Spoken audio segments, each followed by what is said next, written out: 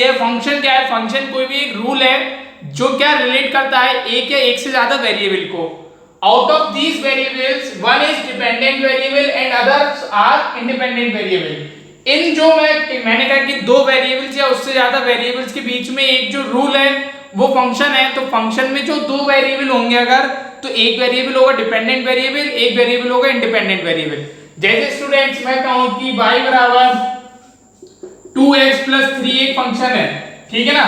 मैंने क्या कहा कि y बराबर 2x प्लस 3 एक फंक्शन है, तो आप लोग देखो कि यहाँ पे डिपेंडेंट वेरिएबल कौन सा होगा? यहाँ डिपेंडेंट वेरिएबल होगा ये y क्या होगा स्टूडेंट्स? यहाँ डिपेंडेंट वेरिएबल ये होगा स्टूडेंट्स डिपेंडेंट वेरिएबल। और ये वेरिएबल आप लोग देखो किस पे डिपेंड कर रहा है? किस वेरिएबल पे डिपेंड कर रहा है? x पे। ये कैसा हो गया? तो इंडिपेंडेंट वेरिएबल, इंडिपेंडेंट वेरिएबल, ठीक है ना स्टूडेंट्स। स्टूडेंट्स जैसे मैंने कहा था कि अगर ये दो और दो से ज्यादा फंक्शंस के बीच में कोई रिलेशन है तो वो फंक्शन होगा अगर, तो उस फंक्शन में एक वेरिएबल कैसा होगा? डिपेंडेंट वेरिएबल, और एक कैसा होगा? इंडिपेंडेंट वेरिएबल, ठीक है स्टूडेंट्स। तो यहाँ पे दो वेरिएबल कौन से थे? एक था y, एक था x।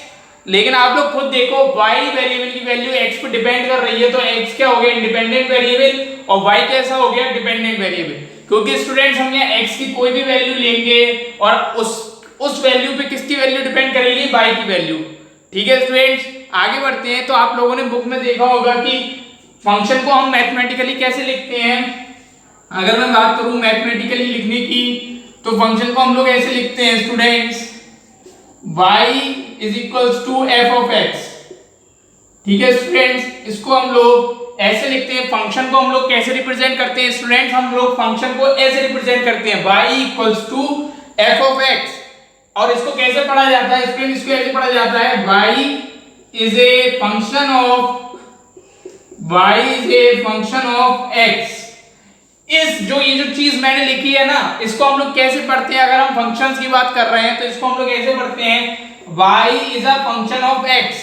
तो आप लोग, बहुत से लोग ये नहीं समझ पाते बेसिकली कि हम ऐसा क्यों लिख रहे हैं। तो आप लोग इसको ऐसे समझिए कि मेरे पास एक इनपुट है x, मेरे पास है एक इनपुट x, और इसको मैंने एक मशीन में पास करा, f नाम की मशीन में मैंने इसे पास करा, और मुझे इस मशीन में पास करने के बाद आउटपुट क्या मिला?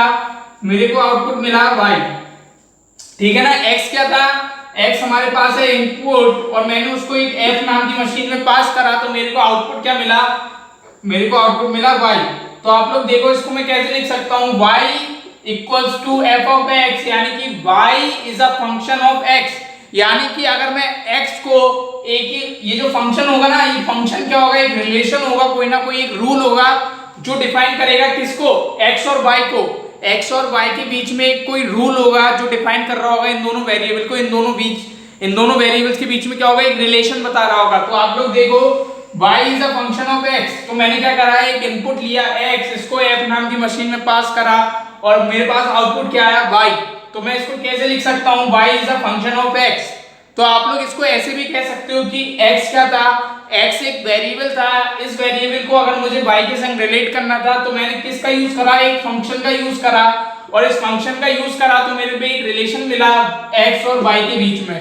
तो उस रिलेशन को मैं कैसे लिख सकता हूं? y equals to function of x, और कैसे? f ऑफ x, ठीक है ना स्टूडेंट्स। तो ये तो था समझने का तरीका। और हम लोग मैथमेटिकली लिखते कैसे हैं? हम लोग लिखते हैं y equals to f of x, ठीक है। और इसको पढ़ा कैसे जाता है? y is a function of x, ठीक है। यहाँ पे अगर आप लोग देखें, जैसे मैंने एक एग्जांपल दिया था, तो इसमें से कोई एक डिपेंडेंट वेरिएबल होगा, एक कोई कैसा होगा? Independent variable.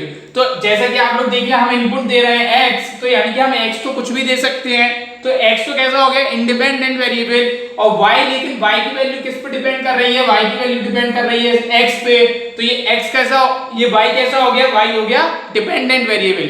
तो यही मैंने लिखा है कि y कैसा हो गया? डिपेंडेंट वेरिएबल, और x कैसा हो गया? Independent variable. तो ये तो थी स्टूडेंट फंक्शन की डेफिनेशन। क्या थी definition? A function is a rule which relates to और more than two variables. Out of these variables one is dependent and another one is independent, ठीक है ना स्टूडेंट्स। तो मैथमेटिकली मैंने इसको ऐसे लिखा, ठीक है। ये तो था एक एग्जांपल, और ये था स्टूडेंट समझाने का तरीका कि हम इसको ऐसे क्यों लिखते हैं।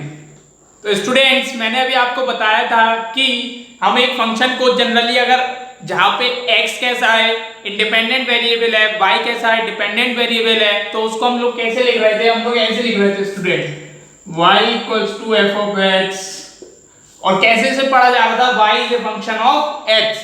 तो यहाँ पे ये जो f है ना, ये जो f है ये क्या डिफाइन कर रहा है, ये डिफाइन कर रहा है रिलेशनशिप किसके बीच में, y और x के बीच में, कि how y varies with x, varies with x, ठीक है ना।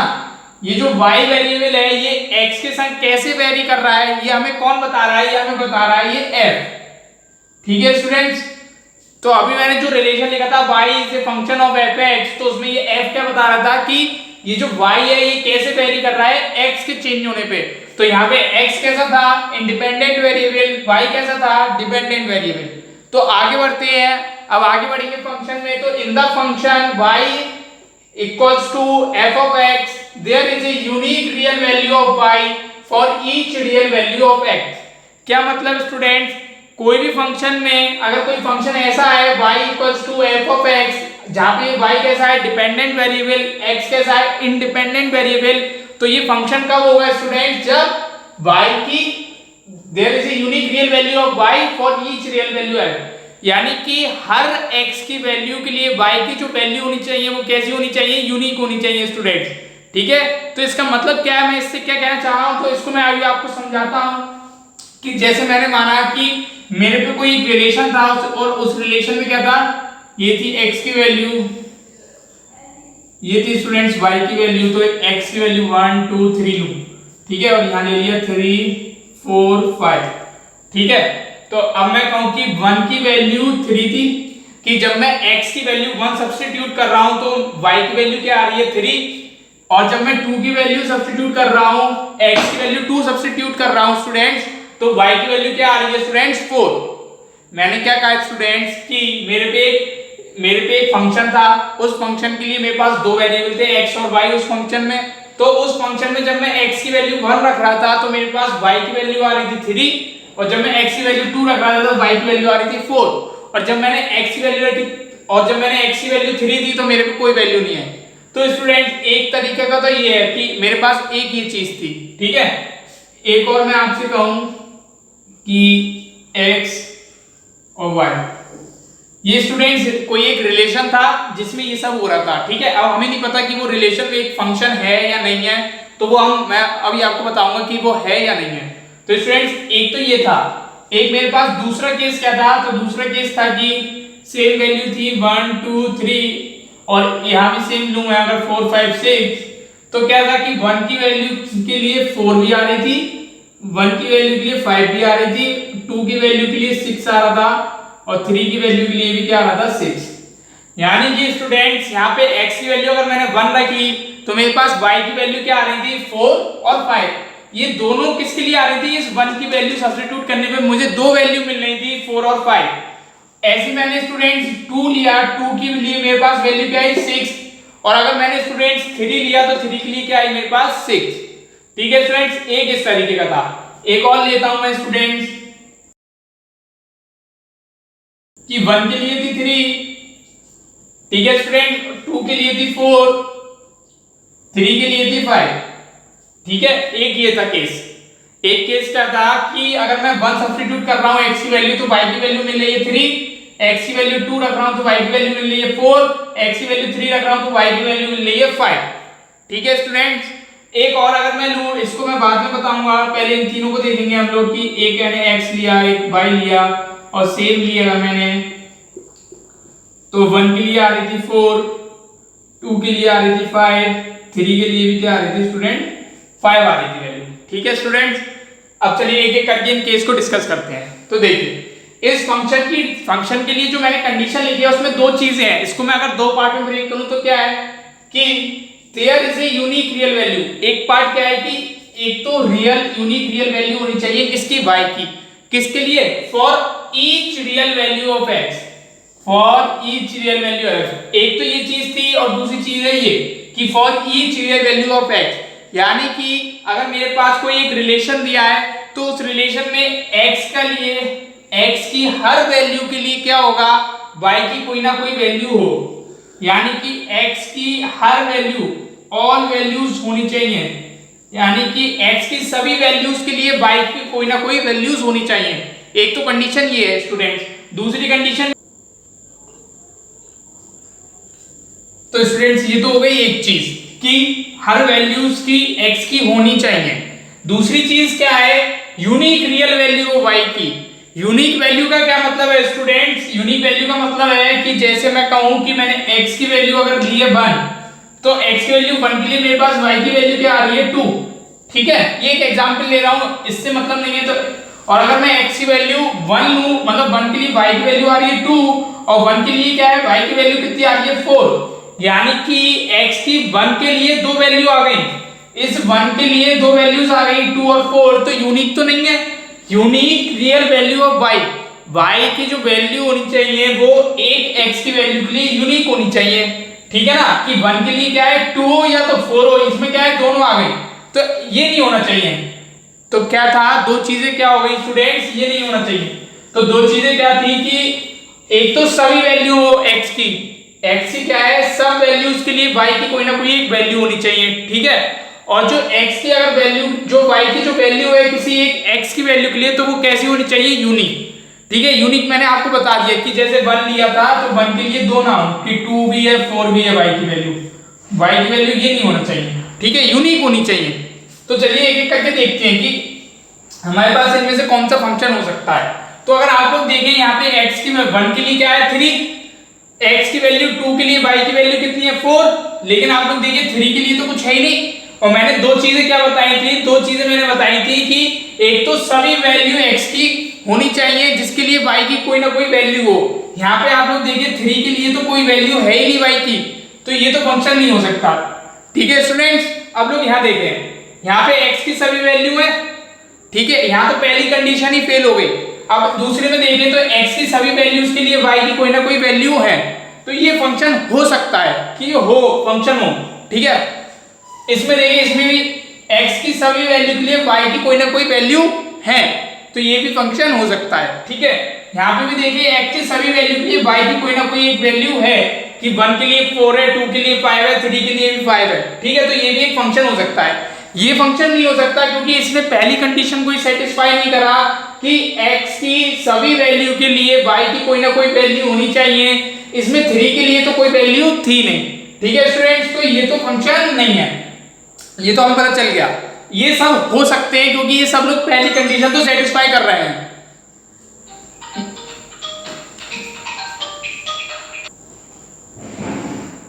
तो स्टूडेंट्स क्या देखा हमने कि हमने ये तो देख लिया कि ये तो नहीं हो सकता फंक्शन। क्यों नहीं हो सकता ये फंक्शन?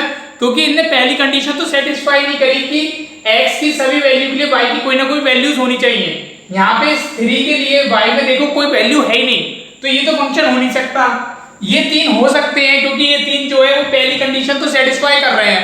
पहली कंडीशन क्या है, x की सभी वैल्यू के लिए y की कोई ना कोई वैल्यू है। इन तीनों केस में x की सभी वैल्यू के लिए y की कोई ना कोई वैल्यू है, तो ये तीनों हो सकते हैं, ये तो नहीं हो सकता। ठीक है, अब हम अपनी सेकंड कंडीशन की बात करें। सेकंड कंडीशन क्या है स्टूडेंट्स, कि यूनिक रियल वैल्यू हो y की। तो मैंने unique real value of y का मतलब ये बताया था कि अगर मैं x की वैल्यू लूं 1, तो इसके लिए y की कोई एक वैल्यू होनी चाहिए कि या तो y की वैल्यू हो गई, मैंने कहा 2, लेकिन अगर किसी केस में ऐसा हो गया कि 1 के लिए क्या आ गया, y की वैल्यू आ गई 4, तो देखो ये जो x की एक वैल्यू के लिए y की दो वैल्यूज है, 1 के लिए 2 भी है और 1 के लिए 4 भी है, तो ऐसा नहीं हो।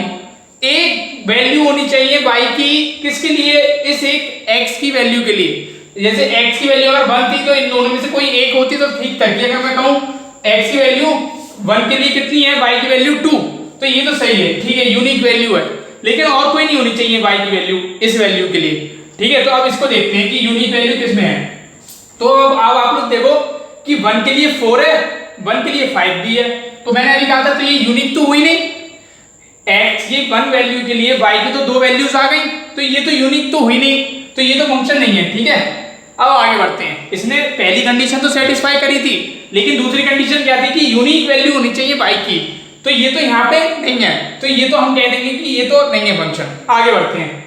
यहाँ पे आप लोग देखो, यहाँ पे x की 1 वैल्यू के लिए 3 भी है, 2 के लिए 4 भी है और 3 के लिए 5 है, ठीक है, तो हर वैल्यू के लिए कैसा है, यूनिक वैल्यू है y की, 1 के लिए 3 है, 2 के लिए 4 है, 3 के लिए 5 है, तो ये तो फंक्शन है, क्योंकि पहली कंडीशन तो ये सेटिस्फाई कर चुका था कि x की सभी वैल्यू के लिए y की कोई ना कोई वैल्यूज थी, ठीक है, लेकिन क्या था, x की सभी वैल्यूज के लिए y की कोई ना कोई वैल्यूज तो है, और साथ ही साथ इसमें क्या है, यूनिक वैल्यू है y की, कि x की वैल्यू अगर मैं 1 रख रहा हूं तो 3 मिल रहा है, 2 रख रहा हूं तो 4 मिल रहा है, 3 रख रहा हूं तो 5 मिल रहा है, तो ये तो फंक्शन है, ठीक है, ये तो हो गया फंक्शन हमारा। इसमें एक और केस क्या आता है स्टूडेंट्स, अब आप लोग मुझे इसको देख के बताइए कि क्या ये है या नहीं है ये फंक्शन। तो स्टूडेंट्स आप लोग में से बहुत लोग कहेंगे कि सर ये फंक्शन नहीं है, ठीक है स्टूडेंट, तो चलिए एक बार देखते हैं कि पहली कंडीशन क्या है हमारे पास। पहली कंडीशन क्या है, पहली कंडीशन है कि सभी वैल्यूज के लिए डिफाइन होना चाहिए, तो आप लोग कहोगे सर सभी वैल्यूज के लिए डिफाइन तो है, यानी कि पहली कंडीशन तो सेटिस्फाई हो गई, ठीक है, 1 के लिए 4 है, 2 के लिए 5 है, 3 के लिए भी 5 है, ठीक है। हमें इसमें नहीं देखना कि आप लोग को सर 6 के लिए कुछ नहीं है, तो मैंने क्या कहा, x की सभी वैल्यूज होनी चाहिए, x की तो सब वैल्यूज आ गई ना, x की 1 के लिए भी कोई वैल्यू है, 2 के लिए भी कोई वैल्यू है, 3 के लिए कोई वैल्यू है, तो x की सभी वैल्यू होनी चाहिए बस, ठीक है, पहली कंडीशन है x की सभी वैल्यू होनी चाहिए, तो x की तो सब वैल्यूज है, ठीक है। अब यूनिक वैल्यू की बात करें, सेकंड कंडीशन की बात करें कि यूनिक रियल वैल्यू होनी चाहिए, तो सेकंड कंडीशन की जब हम बात करें तो आप लोग देखिए ध्यान से कि 1 के लिए क्या है 4, ठीक है, 1 के लिए 4, 2 के लिए 5, ठीक है, और 3 के लिए 5, तो आप लोग मुझे देख के बताओ कि 1 के लिए थी 4, 2 के लिए 5, 3 के लिए 5, तो x की किसी वैल्यू के लिए कि y की दो वैल्यूज आई, ये जरूरी नहीं है कि ये दोनों सेम हो गई, चलो ठीक है ये दोनों सेम हो गए, लेकिन ये दोनों कब सेम हुई, अलग अलग x की वैल्यू के लिए, कि ये 2 के लिए 5 है, 3 के लिए 5 है, लेकिन कहीं ऐसा हुआ कि 2 के लिए अगर 5 है तो 2 के लिए कोई और वैल्यू भी हो, ऐसा कुछ है कि 2 के लिए कोई एक और वैल्यू मैं कह दूं कि 6 है,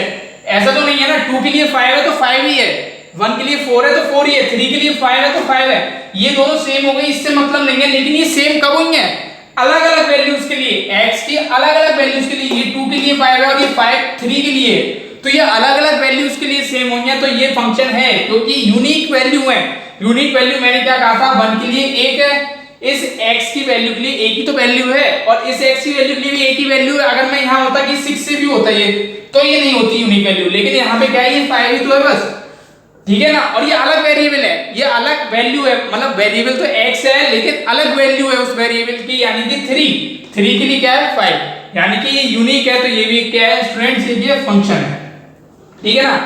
अब इसको जरा थोड़ा हम रियल लाइफ एग्जांपल से समझते हैं। आप लोग कहोगे सर ये तो बहुत कंफ्यूजिंग सा हो गया कि कैसे ये तो आपको समझ में आ गया होगा कि दो कंडीशन होनी चाहिए, कैसे पहचानेंगे वो भी देख लिया, इसको याद कैसे रखें, तो इसको थोड़ा एक रियल लाइफ एग्जांपल से समझते हैं कि ये मैंने क्या माना कि ये क्या है, ये क्या है, ये है सन, ठीक है ना, और ये क्या है फादर, ठीक है, ये सबके लिए है, ये क्या है सन x जो है, ये y क्या है फादर, ठीक है ना।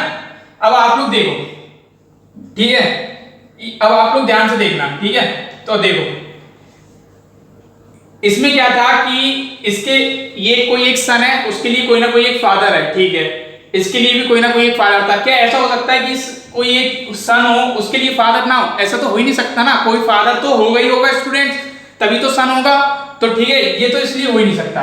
अब इसमें देखो ये कोई एक सन है जिसके लिए एक फादर है, इसी सन के लिए दूसरा फादर है, तो क्या ये हो सकता है कि एक सन के लिए हमारे पास क्या है, दो फादर हो, देखो ये क्या था, ये एक सन है, इस सन के लिए दो फादर हो गए, कि एक ये फादर हो गया, ये फादर हो गया, क्या ये ऐसा हो सकता है स्टूडेंट, नहीं हो सकता, तो सीधी सी बात है ये भी क्या नहीं है, फंक्शन नहीं है। इसको मैं एक जस्ट आपको इसलिए बता रहा हूँ, ये रियल लाइफ एग्जांपल इसलिए दे रहा हूँ ताकि आपको बिल्कुल याद रहे, आप कभी भूलो ही नहीं कि ऐसा क्यों हो रहा था, क्या था, ये बस याद रखने के लिए बता रहा हूँ, बहुत इजीली आपको अब याद रहेगा, इसके बाद अब आप भूलोगे नहीं कि मुझे कौन सी दो कंडीशन देखनी है। तो आप लोग देखो कि एक सन के लिए दो फादर है, तो ये तो हो ही नहीं सकता, ठीक है ना, तो ये भी नहीं है, ठीक है। अब आगे बढ़ते हैं, अब आप इसमें देखो, इसमें क्या है, एक सन है उसके लिए एक फादर है, ठीक है, दूसरा सन है उसके लिए फादर है, तीसरा सन है उसके लिए एक फादर है, ठीक है, तो ये तो करेक्ट है, ठीक है, ये तो हो सकता है।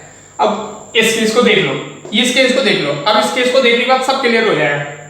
देखो एक सन है उसके लिए एक फादर है, ठीक है, दूसरा सन है उसके लिए एक फादर है, तीसरा सन है उसके लिए फादर है, यानी कि दूसरे सन के लिए कोई अगर मैं फादर वन कहूं, ठीक है, तो वो तीसरे सन के लिए भी क्या है फादर वन, तो ये तो हो सकता है ना स्टूडेंट्स, ये तो पॉसिबल है ना कि क्या हो गया कि एक फादर के दो बेटे तो हो सकते हैं ना। ये नहीं हो सकता था कि एक बेटे के दो फादर हों। ये तो हो सकता है ना कि एक फादर के इस फादर के दो बेटे हैं 2 और 3। ये तो हो सकता है ना स्टूडेंट्स। तो ये भी क्या है, एक फंक्शन। तो क्या था कि फंक्शन में हमें कौन सी दो चीजें देखनी थी। पहली चीज की सभी वैल्यू होनी चाहिए x की जिसके लिए y की कोई ना कोई वैल्यू एग्जिस्ट करे। तो जो इस केस में नहीं हो रहा था, बाकी और केस में हो रहा था, तो हमने कहा हो सकते हैं ये फंक्शन हो। दूसरी कंडीशन क्या थी, दूसरी कंडीशन थी कि यूनिक रियल वैल्यू होनी चाहिए। किसकी किसकी यूनिक रियल वैल्यू होनी चाहिए, y की। यानी कि x की कोई एक वैल्यू अगर मैं लूं तो उसके लिए y की वैल्यू कैसी होनी चाहिए, यूनिक होनी चाहिए। तो वो इस केस में नहीं था, इस केस में था और इस केस में भी था। तो ये दोनों क्या होगा, फंक्शन। और मैंने आपको एक एग्जांपल लेके भी समझाया कि अगर आप इसको सन मान लो, इस वाले सेट को, और इसको क्या मान लो, फादर, तो क्या होगा कि इसमें क्या है, इस सन के लिए कोई फादर नहीं है, ऐसा तो हो ही नहीं सकता स्टूडेंट्स, ठीक है ना। और यहाँ पे क्या था कि एक सन के दो फादर हो गए, ये भी नहीं हो सकता। यहाँ पे ठीक था, यहाँ पे हर एक सन के लिए एक फादर था। यहाँ क्या था कि दो सन है, उनके लिए एक फादर है, ये तो हो सकता है ना कि एक फादर के दो सन हो।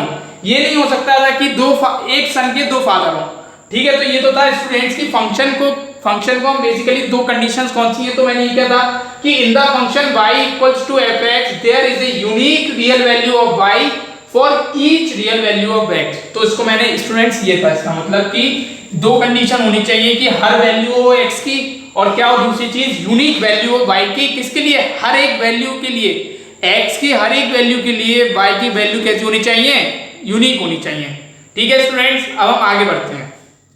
एक ये था फंक्शन का एग्जांपल स्टूडेंट्स, और एक ये था, ठीक है। अब इसमें देखिए क्या कहता हूं मैं। अब मैं बात करूंगा जो इसमें, वो मैं बात करूंगा दो चीजों की। क्या, पहली चीज होगी डोमेन, और दूसरी चीज क्या होगी स्टूडेंट्स, दूसरी चीज होगी range.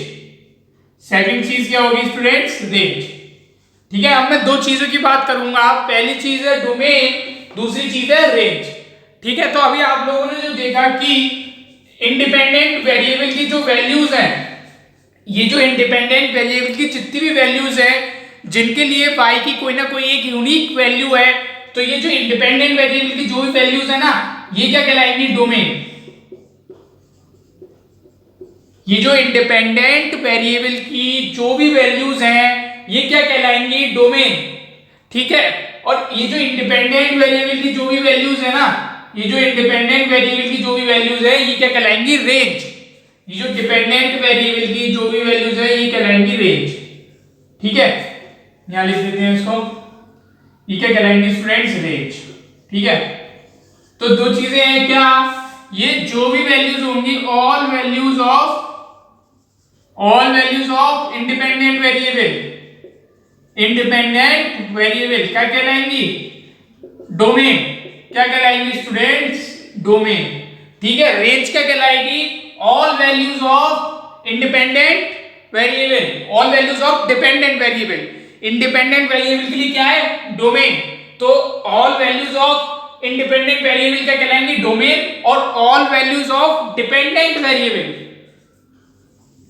All values of dependent variable, ये क्या कहलाएंगी, रेंज। यानी कि एक डिपेंडेंट वेरिएबल की वैल्यू के लिए हमारे पास इंडिपेंडेंट वेरिएबल की वैल्यू के लिए डिपेंडेंट वेरिएबल की कोई ना कोई वैल्यू एग्जिस्ट कर रही है। यानी कि x की कोई एक वैल्यू के लिए y की कोई ना कोई वैल्यू एग्जिस्ट कर रही है। तो जो y की जो भी वैल्यू एग्जिस्ट कर रही है ना, इनका ये जो पूरा ग्रुप है ये क्या कहलाएगा, रेंज। क्या कहलाएगा, रेंज। और डोमेन क्या कहलाएगा, x की जो भी वैल्यूज होंगी, x की जो भी वैल्यूज होंगी जिनके लिए y की कोई ना कोई वैल्यू होगी, यूनिक वैल्यू, वो क्या कहलाएगी, डोमेन। यानी कि x की वैल्यू कहलाएगी डोमेन, और ये जो y की वैल्यूज होंगी ये क्या कहलाएंगी, रेंज, ठीक है। तो हमने अब दो चीजें सीखी कि डोमेन क्या होता है, इंडिपेंडेंट वेरिएबल की वैल्यू, ठीक है, जो भी होंगी, और रेंज क्या होती है, डिपेंडेंट वेरिएबल की जो भी वैल्यूज हैं, ठीक है। तो ये हो गई डोमेन और रेंज। अब इसके कुछ एग्जांपल देखते हैं, मैं आपको एग्जांपल से समझाता हूं कि ये डोमेन और रेंज क्या होता है, ठीक है। तो एक एग्जांपल देखते हैं, ठीक है। तो हम क्या देखेंगे स्टूडेंट्स, डोमेन क्या होता है और रेंज क्या होता है, ठीक है। और ये कौन से फंक्शन के लिए देख रहे थे, अभी तक हम लोग एक जनरल फंक्शन की बात कर रहे थे, कौन से, y इक्वल्स टू fx, ठीक है। अब मैं कुछ एग्जांपल लूंगा, उसमें एक फंक्शन लूंगा, उसके अंदर बताऊंगा कि डोमेन क्या है और रेंज क्या है। एक कोई फंक्शन है और फंक्शन किस चीज का है, किन दो वेरिएबल्स के बीच में है, एक तो डायमीटर d और एक रेडियस r, किसकी, कोई भी सर्किल की। और आप लोगों को पता है इन दोनों के बीच में क्या रिलेशन होता है। अगर मैं एक सर्किल की बात करूं तो क्या लिखता हूं मैं, diameter d equals to twice of r।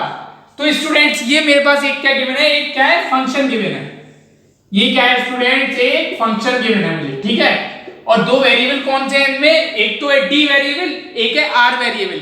तो आप लोग मुझे देख के बताओ इनमें से डिपेंडेंट वेरिएबल कौन सा है, इंडिपेंडेंट वेरिएबल कौन सा है। तो आप लोग कहोगे सर ये हो गया इंडिपेंडेंट वेरिएबल, ये कैसा है, इंडिपेंडेंट है, ठीक है। ये कैसा वेरिएबल है, इंडिपेंडेंट वेरिएबल। और ये कैसा है स्टूडेंट्स, डिपेंडेंट वेरिएबल, ठीक है। तो अब आप मुझे बताओ डोमेन क्या होगा और रेंज क्या होगी। इस फंक्शन के लिए डोमेन क्या होगा स्टूडेंट्स और रेंज क्या होगी। तो आप लोग ध्यान से देखो कि सर्किल की ये जो रेडियस है ना, ये रेडियस कैसी वैल्यू लेगी, पॉजिटिव वैल्यू हमेशा। सर्किल कब पॉसिबल है, ये एक सर्किल अगर मैं लूं और इस रेडियस लूं, इसकी रेडियस मानिए, तो स्टूडेंट्स ये जीरो तो हो नहीं सकती, क्योंकि अगर रेडियस जीरो हो गई तो कोई सर्किल तो होगा नहीं, ठीक है। और अगर आप लोग देखो ये नेगेटिव वैल्यू हो सकती है क्या, क्या कभी आपने ऐसा सुना है कि रेडियस आ गई हो -2, ऐसा होता है क्या, नहीं। तो स्टूडेंट्स रेडियस के लिए कौन सी वैल्यूज पॉसिबल है, तो कौन सी वैल्यू पॉसिबल है, all positive real values, all positive real values, ठीक है ना। क्योंकि नेगेटिव तो हो नहीं सकती वैल्यू, आर की वैल्यू नेगेटिव तो हो ही नहीं सकती ना, कैसे हो जाएगी। आपने कभी सुना है कि रेडियस की वैल्यू नेगेटिव है, नहीं है। तो जब रेडियस की वैल्यू नेगेटिव नहीं है तो क्या डी की वैल्यू नेगेटिव हो जाएगी। जब यहाँ पे मैं क्या कह रहा हूं, सारी पॉजिटिव वैल्यूज होंगी, तो आप लोग खुद देखो इस रिलेशन से d की कैसी होंगी, सब वैल्यूज पॉजिटिव, क्योंकि 2 से अगर आप कोई भी एक पॉजिटिव वैल्यू का मल्टीप्लाई करो, जैसे मैं कहूं 1 का करता हूं, तो क्या आएगा, एक पॉजिटिव वैल्यू, ठीक है। तो d की भी क्या होंगी, सारी वैल्यूज पॉजिटिव रियल वैल्यूज। तो रेंज क्या हो जाएगी, all positive real values, all positive real values, ठीक है स्टूडेंट। तो एग्जाम्पल में मैंने क्या कहा, मैंने एक फंक्शन लिया, फंक्शन क्या था, d equals to 2r। d क्या है, diameter of a circle, r क्या है, रेडियस ऑफ ए सर्किल, ठीक है। ये एक फंक्शन था, इस फंक्शन के अंदर इन दो वेरिएबल्स में से एक इंडिपेंडेंट वेरिएबल था, एक डिपेंडेंट वेरिएबल था। तो आप लोगों ने कहा कि सर ये इंडिपेंडेंट वेरिएबल है, ये कैसा है, डिपेंडेंट वेरिएबल। और मैंने आपको बताया था डोमेन और रेंज क्या होते हैं। डोमेन क्या होता है, इंडिपेंडेंट वेरिएबल की जो भी वैल्यू, जिनके लिए डिपेंडेंट वेरिएबल की कोई ना कोई वैल्यू एग्जिस्ट करे, वो क्या कहलाता है, डोमेन, ठीक है। तो डोमेन क्या हो गया, r की जो भी वैल्यूज होंगी, ये जो r होगा ना, r, ये जो रेडियस होगी, इसकी जो भी वैल्यूज होंगी वो क्या कहलाएंगे स्टूडेंट्स, डोमेन। तो मैंने कहा कि रेडियस कोई नेगेटिव तो हो नहीं सकती किसी सर्किल की, और जीरो भी नहीं हो सकती, तो मैं क्या लिख सकता हूं, all positive real values. Positive value होगी और कैसी होगी, वो रियल होगी, ठीक है। अगर मैं कोई भी एक पॉजिटिव रियल वैल्यू को यहाँ पे सब्स्टिट्यूट करूं, यहाँ r की जगह, तो मुझे डायमीटर की भी वैल्यू कैसी मिलेंगी, सारी ऑल पॉजिटिव रियल वैल्यूज, यानी कि डायमीटर की जो भी वैल्यूज मिलेंगी, इस वैल्यू को सब्स्टिट्यूट करने पे तो वो क्या कहलाएगी, रेंज। तो रेंज भी क्या हो गई, all positive real values. Domain क्या हो गया, ऑल पॉजिटिव रियल वैल्यूज, ठीक है स्टूडेंट्स। तो डोमेन और रेंज तो था ये किस केस के लिए, अगर मैं इस फंक्शन की बात करूं। अब मैं एक और एग्जांपल लेता हूं, तो सेकंड एग्जांपल क्या लेता हूं, the function between volume of A cube, ठीक है ना, जिसको मैं किससे रिप्रेजेंट कर रहा हूं, v, and side of A cube, ठीक है। साइड क्या किससे रिप्रेजेंट कर रहा हूं, x, ठीक है। तो इन दोनों के बीच में रिलेशन क्या होता है, वॉल्यूम ऑफ ए क्यूब और साइड ऑफ ए क्यूब के बीच में रिलेशन क्या होता है, आप लोग बताओ। आप लोग कहोगे सर क्या होता है, v equals to x cube. तो ये क्या है स्टूडेंट्स, मैंने इसे क्या माना है, एक फंक्शन। तो ये क्या है स्टूडेंट्स, मेरे पास एक फंक्शन, कौन से दो वेरिएबल्स के बीच में है, एक तो b क्या रिप्रेजेंट कर रहा है वॉल्यूम ऑफ ए क्यूब, और x का रिप्रेजेंट कर रहा है साइड ऑफ ए क्यूब, ठीक है ना। x रिप्रेजेंट कर रहा है side of A cube, b represent कर रहा है वॉल्यूम ऑफ ए क्यूब। तो अब आप लोग मुझे बताओ कि डिपेंडेंट वेरिएबल कौन सा है और इंडिपेंडेंट वेरिएबल कौन सा है। तो आप लोग खुद कहोगे कि सर ये है इंडिपेंडेंट वेरिएबल, ये हो गया स्टूडेंट्स इंडिपेंडेंट वेरिएबल, और ये कैसा हो गया स्टूडेंट्स, डिपेंडेंट वेरिएबल, ठीक है ना, क्योंकि इसकी वैल्यू इस पे डिपेंड कर रही है, v की वैल्यू x पे डिपेंड कर रही है, ठीक है। तो अब मैं आपसे कहूं डोमेन बताओ और रेंज बताओ इस फंक्शन के लिए। अब मैं क्या कहता हूं आपसे कि आप डोमेन बताओ और रेंज बताओ, ठीक है। तो x क्या है, साइड ऑफ ए क्यूब, इसकी वैल्यू क्या जीरो हो सकती है, नहीं हो सकती। किसी क्यूब की साइड जीरो हो सकती है, नहीं हो सकती स्टूडेंट। और क्या नेगेटिव हो सकती है किसी क्यूब की साइड? अगर मैं कहूं कि मेरे पास एक क्यूब है, अगर मैंने कहा कि मेरे पास एक क्यूब है, तो इस क्यूब की कोई साइड क्या नेगेटिव हो सकती है? इसकी वैल्यू ले लूं या इसकी वैल्यू ले लूं या इसकी वैल्यू ले लूं स्टूडेंट्स, या इसकी वैल्यू ले लूं, तो ये क्या कोई नेगेटिव होंगी? कोई साइड नेगेटिव नहीं हो सकती और कोई जीरो भी नहीं हो सकती। तो फिर से मैं क्या कहूंगा कि डोमेन क्या है, all positive real values, all positive real values, ठीक है स्टूडेंट्स। अब आप देखो कि मैं इस रिलेशन में कोई भी पॉजिटिव रियल वैल्यू रखूंगा अगर, तो v की वैल्यू कैसी मिलेंगी मुझे? पॉजिटिव रियल वैल्यूज ही मिलेंगी। अगर कोई नेगेटिव वैल्यू रखता मैं तो मुझे नेगेटिव मिल सकती थी। जैसे मैं कहा था कि अगर साइड 1 है तो -1 है, तो -1 का क्यूब क्या होता? -1। लेकिन साइड कभी नेगेटिव हो ही नहीं सकती। ये क्या था, डोमेन कभी नेगेटिव हो ही नहीं सकता। तो अगर मैं कोई नेगेटिव वैल्यू यहां नहीं रख रहा हूं, खाली पॉजिटिव वैल्यू रख रहा हूं, तो मुझे v की भी कैसी वैल्यूज मिलेंगी स्टूडेंट्स? Positive values. तो रेंज भी क्या हो जाएगी? All positive real values, all positive real values, ठीक है ना। तो ये क्या रिप्रेजेंट कर रहा था? ये रिप्रेजेंट कर रहा था x की कोई भी वैल्यूज हो। रेंज क्या रिप्रेजेंट कर रही थी? जितनी किसकी वैल्यूज होंगी, हर x की वैल्यू के लिए v की कोई ना कोई एक वैल्यू होगी। तो जो v की वैल्यूज होंगी वो क्या कहलाएंगी स्टूडेंट्स? रेंज। और दोनों कैसी होंगी? ऑल पॉजिटिव रियल वैल्यूज, क्योंकि कभी भी साइड नेगेटिव नहीं हो सकती और जीरो भी नहीं हो सकती, ठीक है स्टूडेंट्स। ये तो था दूसरा एग्जांपल। अब हम एक तीसरा एग्जांपल लेते हैं। Function between area of a circle, इस एरिया को मैं किससे रिप्रेजेंट कर रहा हूं? कैपिटल ए से, and radius of the circle, और रेडियस को मैं किससे रिप्रेजेंट कर रहा हूं स्टूडेंट्स? आर से। तो इन दोनों के बीच में स्टूडेंट्स रिलेशन होता है a equals to pi r square, ठीक है students, a equals to pi r square. और इसी को मैंने क्या माना है स्टूडेंट्स? फंक्शन। तो ये क्या है स्टूडेंट्स? एक फंक्शन, ठीक है ना स्टूडेंट्स। ये क्या है? एक function. Area of a circle and radius of a circle के बीच में स्टूडेंट्स रिलेशन क्या होता है? रिलेशन होता है a equals to pi r square. और इसी को मैंने क्या माना है स्टूडेंट्स? एक फंक्शन, ठीक है ना। अब आप लोग देखो, अब मैं क्या करूंगा, इसमें मैंने आपसे पहले आप लोग मेरे को बताओ इसमें से इंडिपेंडेंट वेरिएबल कौन सा होता है और डिपेंडेंट कौन सा है। तो आप लोग क्या कहोगे सर? ये कैसा वेरिएबल है? इंडिपेंडेंट। ये कैसा है? Independent variable. और ये कैसा है स्टूडेंट्स? डिपेंडेंट वेरिएबल, ठीक है ना। क्योंकि आप लोग खुद देखो रिलेशन में इसकी वैल्यू इस पे डिपेंड, इसकी वैल्यू इस पे डिपेंड कर रही है, ठीक है ना। तो ये कैसा है? इंडिपेंडेंट वेरिएबल, और ये कैसा है? डिपेंडेंट वेरिएबल, ठीक है। अब आप लोग मेरे को बताओ डोमेन क्या होगा और रेंज क्या होगी? डोमेन क्या होगा और रेंज क्या होगी, ठीक है ना। आप लोग इस वीडियो को 1 मिनट पॉज करो और खुद सोच के बताओ क्या होगा, ठीक है। तो अब मैं आपको बताता हूं, मुझे लगता है आप लोगों ने सोच लिया होगा। तो आप लोग बताओ मेरे को क्या होगा, और अगर आप लोगों ने सही सोचा है तो आप लोग यहाँ देखो कि मैंने सही सोचा था या नहीं। तो देखो मैंने क्या कहा, ये आर क्या है? आर क्या है? Radius of the circle. और अभी मैंने आपको सबसे पहले एग्जांपल में बताया था कि रेडियस की वैल्यू कैसी होगी? रेडियस की वैल्यू कैसी होगी? हमेशा पॉजिटिव होगी, जीरो नहीं होगी और नेगेटिव नहीं होगी। तो डोमेन क्या हो गया? डोमेन क्या होता है? इंडिपेंडेंट वेरिएबल की वैल्यू, ठीक है ना। तो डोमेन क्या हो गया? डोमेन हो जाएगा all positive real values, all positive real values, ठीक है। ये तो हो गया हमारे पास क्या? ये हो गया हमारे पास डोमेन, ठीक है। अब आगे देखो, अब जब मैं सारी पॉजिटिव रियल वैल्यूज यहां रख पाऊंगा तो आप लोग मुझे बताओ कि a की वैल्यू मुझे क्या मिलेगी? a की वैल्यू भी मुझे कैसी मिलेगी? All positive real values. a की वैल्यू भी मुझे कैसी मिलेगी? ऑल पॉजिटिव रियल वैल्यूज, क्योंकि रेडियस जब कभी नेगेटिव ही नहीं होगी तो क्या होगा? मुझे रेंज क्या मिलेगी? All positive real values. अब हम एक और एग्जांपल देखेंगे और उसमें देखेंगे कि हमें क्या मिलता है? रेंज और डोमेन। मैंने फंक्शन किन दो वेरिएबल्स के बीच में लिया?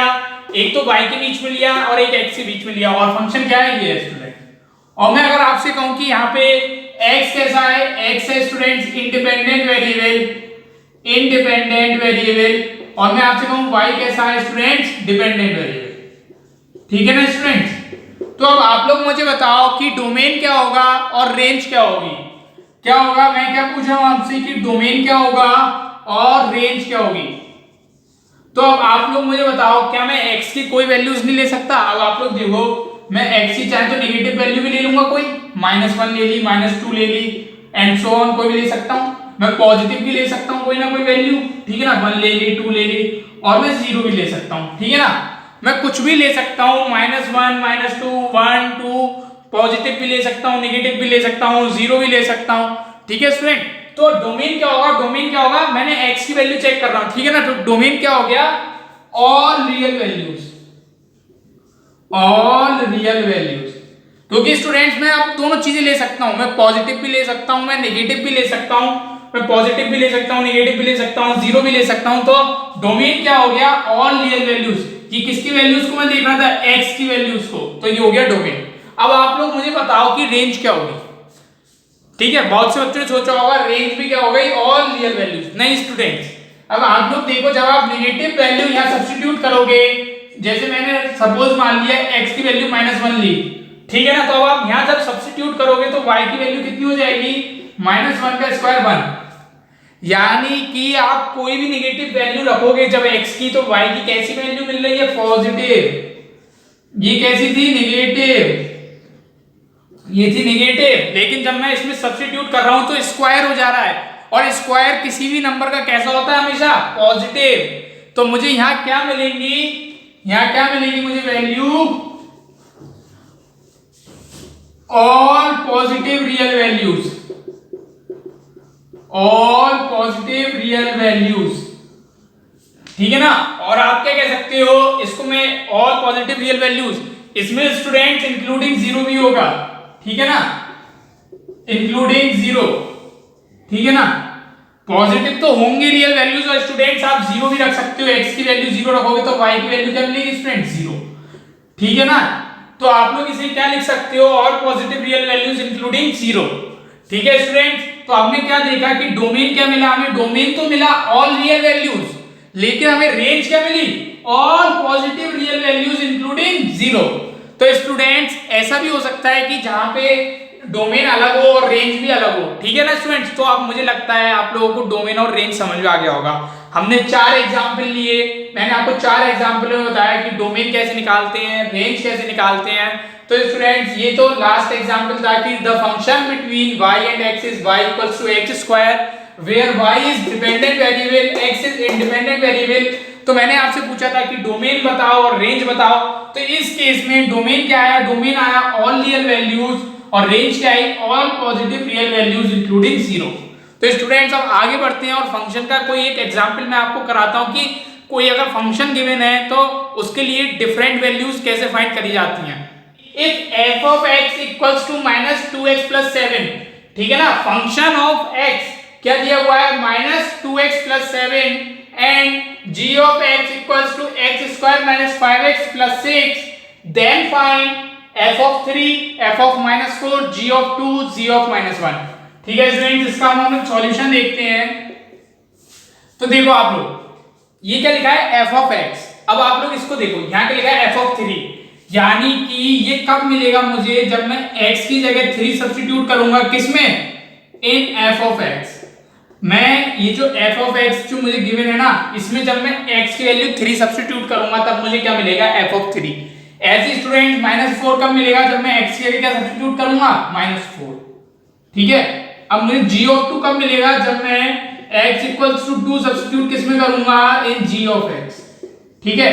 ये जो g of x है ना, इसमें जब मैं x की जगह 2 सब्स्टिट्यूट करूंगा तो आप लोग देखो क्या मिलेगा मुझे, g of 2, ये मुझे निकालना है। ऐसे ही जब मैं -1 सब्स्टिट्यूट करूंगा तो मुझे क्या मिलेगा, -1, ठीक है ना। तो ये मुझे यहाँ निकालना है। तो स्टूडेंट चलिए अब हम देखते हैं इसको, पहला f of 3 देखते हैं, ठीक है।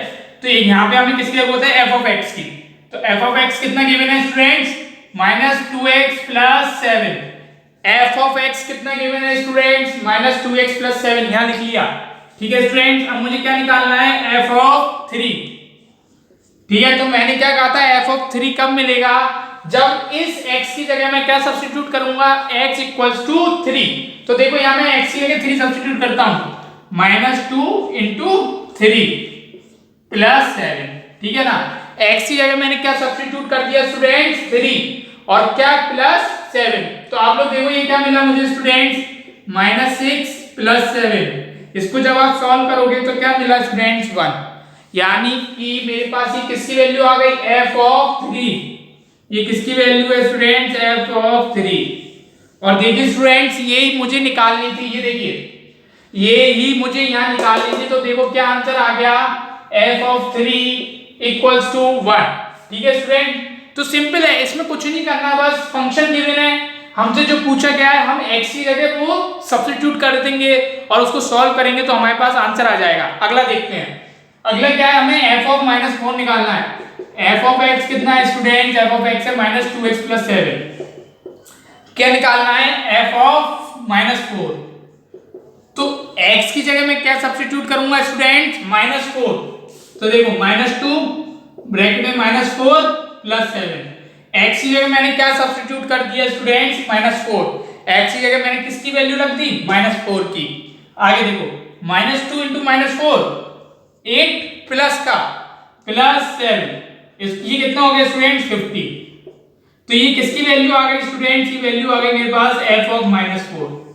देखो हमें क्या निकालना था, f ऑफ -4 और f ऑफ -5 की वैल्यू कितनी आ गई, 50। ठीक है ना स्टूडेंट, यही हो गया आंसर। आगे बढ़ते हैं, अगला देखते हैं, हमें क्या निकालना है, g ऑफ 2। तो अब किसकी जरूरत पड़ेगी, अब हमें जरूरत पड़ेगी इस रिलेशन की, g ऑफ x। तो लिख लेते हैं यहाँ g ऑफ x क्या गिवन है students, g of x given है x square minus 5x plus 6, x square minus 5x plus 6। ठीक है, क्या निकालना है, g ऑफ 2, यानी कि x की जगह क्या सब्स्टिट्यूट करूंगा मैं, 2। आप लोग देखो मुझे ये निकालना है, तो यहाँ देखो x की जगह क्या सब्स्टिट्यूट करना पड़ेगा, 2। x की जगह क्या रखना पड़ेगा, 2। तो देखिए 2 का स्क्वायर हो जाएगा, यहाँ x की जगह रख दिया 2 माइनस 5 इंटू 2 प्लस 6। ठीक है ना, तो अब आगे देखो 2 2 जा 4 माइनस 5 2 जा 10 प्लस 6। ठीक है स्टूडेंट, 4 माइनस 10 माइनस 6 प्लस 6, कितना आंसर आ गया, 0। ये किसकी वैल्यू आ गई स्टूडेंट, 0 वैल्यू किसकी आई, g ऑफ 2। g ऑफ 2 की वैल्यू कितनी आ गई स्टूडेंट, 0। ठीक है ना स्टूडेंट, अब लास्ट हमसे क्या पूछ रहा है, g ऑफ -1। तो किसकी जरूरत पड़ेगी स्टूडेंट, g ऑफ x की। तो यहां लिख लेते हैं g ऑफ x कितना है स्टूडेंट्स, g ऑफ x है हमारे पास x square minus 5x plus 6। तो हमें क्या चाहिए, g ऑफ -1। तो x की जगह क्या रखूंगा मैं स्टूडेंट्स, -1। अब आप लोग जल्दी जल्दी देखिए, -1 का स्क्वायर -5 इंटू -1 प्लस 6। ठीक है ना स्टूडेंट्स, इसको सॉल्व करते हैं। तो देखिए -1 का स्क्वायर 1, -5 इंटू -1 प्लस 5 प्लस 6, और जब आप इसको जोड़ोगे स्टूडेंट्स तो ये कितना आ गया, 12। तो ये स्टूडेंट्स 12 वैल्यू किसकी आई, g ऑफ -1।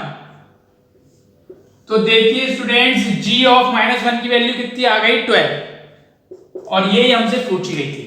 तो स्टूडेंट्स हमने क्या देखा कि कोई भी अगर ऐसा क्वेश्चन हम पे हो तो हमें सिंपली क्या करना है, जो वैल्यू यहाँ रखी गई है ना, और उसको देखिए आप, यहाँ पे क्या था, यहाँ x था, हमसे पूछा क्या था 3। तो हमें क्या करना है, इस x की जगह इस पूरी इक्वेशन में क्या रख देना है, 3।